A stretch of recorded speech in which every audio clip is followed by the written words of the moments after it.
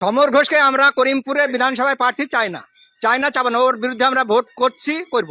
এর আগে যখন বিধানসভাতে ছিল ওর কি অবদান আছে যে করিমপুরে কোন কাজটা করেছে দেখাতে পারবে যে আমি এই কাজটা করেছি, তার অবদান আছে যে সে তাকে ভোট দেবে? বড় দুঃখের বিষয়, বড় পরিতাপের বিষয়। দলকে ভাবতে হবে এরকম একজন দুশ্চরিত্র মানে চোর কে কোন রকম প্রার্থী হিসেবে আমরা মেনে নিতে পারবো না করিমপুরবাসী। এই ভদ্রলোকের ক্রিমিনাল সমরেন্দ্রনাথ ঘোষের ক্রিমিনাল অ্যাক্টিভিটি জন্মলগ্ন থেকে কিরকম, ওনার চাকরিটা কিভাবে হয়েছে আপনারা কি জানেন?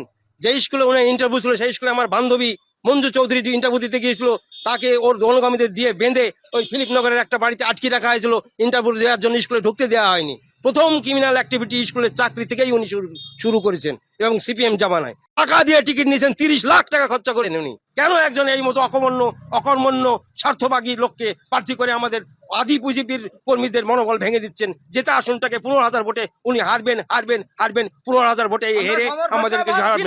আমরা মানছি না।